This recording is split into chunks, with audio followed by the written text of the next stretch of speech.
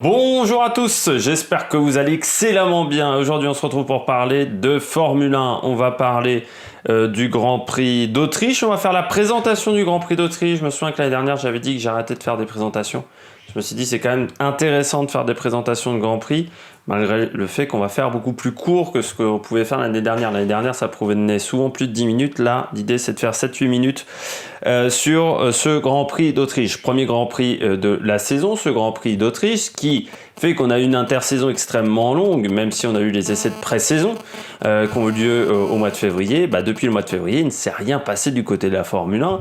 On a été en Australie, on a voyagé, on a fait un aller-retour, mais on n'a jamais participé au Grand Prix. Depuis, plus rien du côté de la Formule 1. Donc tout le monde est excité par cette première course de la saison parce que, quasiment 7 mois d'attente depuis le Grand Prix d'Abu Dhabi qui avait lieu le 1er décembre à aujourd'hui. 2 juillet pour ce Grand Prix, c'est ça hein, je me souviens. Oui, c'est 2 juillet, je crois, hein, normalement vendredi. Non, c'est 3 juillet, voilà, pour ce premier Grand Prix de la saison.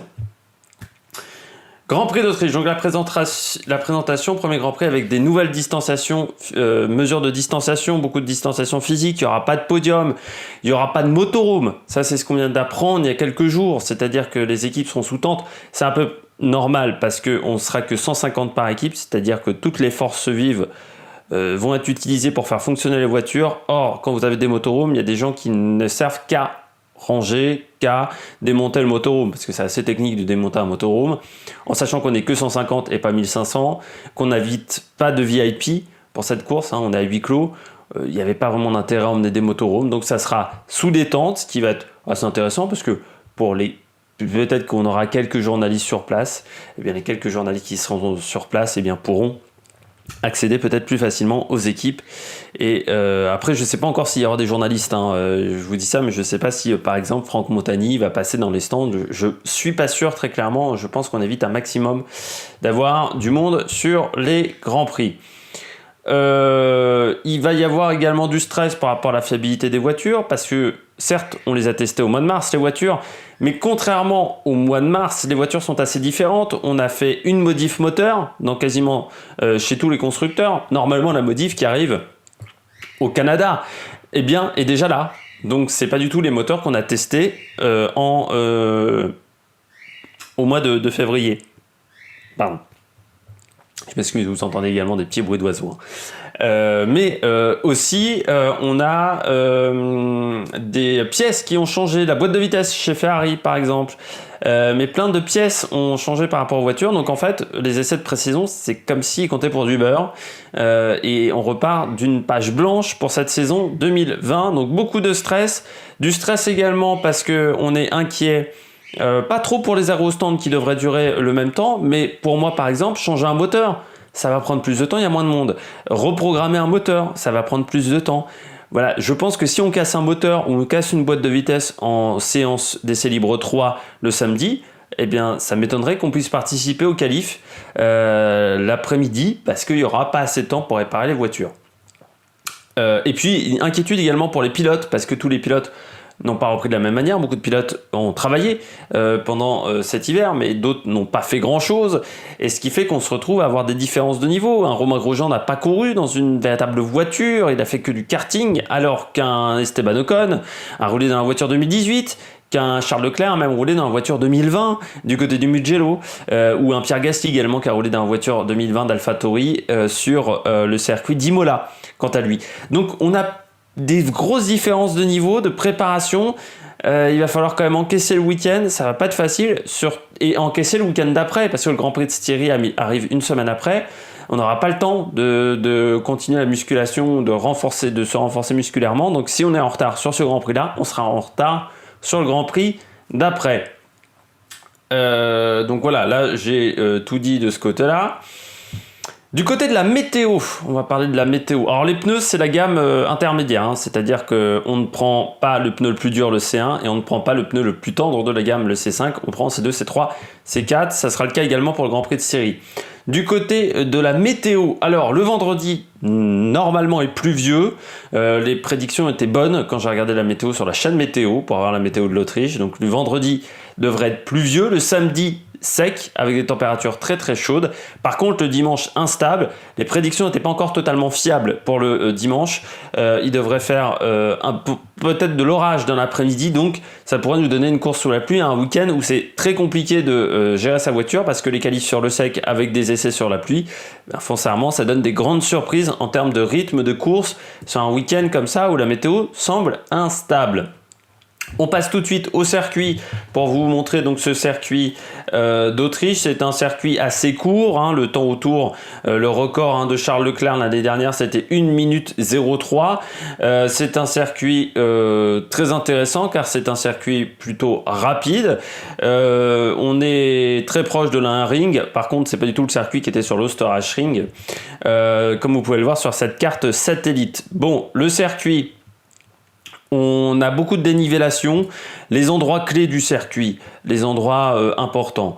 C'est le premier virage, le virage Castrol, parce que vous êtes en freinage, c'est un freinage assez compliqué parce que la piste remonte beaucoup, donc vous avez tendance à freiner très tard.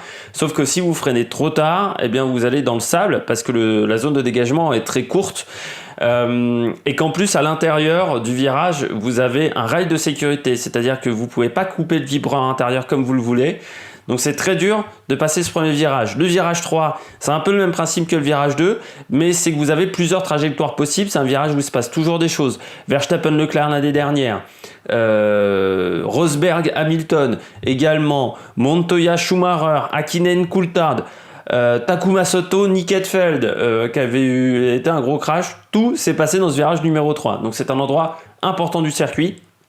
Et puis on n'oublie pas le virage 4 parce que le virage 4 c'est un virage qui est très difficile en descente où on peut également dépasser, mais sinon ça reste un circuit très intéressant, beaucoup de dénivellation, beaucoup de mouvements de terrain, c'est ce qui fait l'intérêt de ce circuit. Puis faire attention également au départ, c'est que la distance entre la ligne de départ et le premier virage est très très courte, et puis on se souvient tous, c'était sur ce circuit là que Bottas avait réalisé un départ stratosphérique.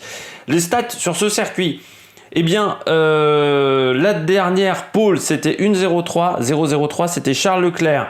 Le dernier podium le podium 2019, Max Verstappen qui s'était imposé devant Charles Leclerc et Valtteri Bottas avec une très bonne stratégie de la part de Max Verstappen. Hamilton s'en était pas très bien sorti, mais Hamilton n'a jamais été excellent sur ce circuit. C'est également la piste où on a eu la dernière pole de Williams, ça remonte en 2015 déjà avec Felipe Massa. Et puis du côté des statistiques, on a 38% de chances de s'imposer depuis la pole position. On passe à 53% depuis la première ligne. Et c'est un circuit où il est plus intéressant de partir en troisième place sur la grille qu'en deuxième place sur la grille, parce que si vous êtes troisième, 31% de chance de s'imposer, alors que si vous êtes sur la deuxième place sur la grille, simplement 15%. Et oui, parce que la deuxième place sur la grille est sur la portion sale de la piste, et on ne passe vraiment pas durant tout le week-end sur cette portion-là, donc vous avez moins de chances de bien démarrer. Les enjeux pour finir du Grand Prix: eh bien les enjeux, c'est est-ce que Ferrari a rattrapé son retard par rapport à l'année dernière où il y avait une mauvaise saison? Est-ce que Ferrari commencera du bon pied cette année sur un circuit où normalement la puissance moteur devrait être intéressante pour eux, mais l'aéro mécanique qu'ils embarquent désormais sur les voitures va peut-être les gêner. Red Bull peut-il jouer devant? C'est un circuit qui est important pour Red Bull parce que Red Bull a toujours bien marché sur le Red Bull Ring. C'est un circuit qui leur réussit tout le temps. C'est un circuit qui est leur propriété.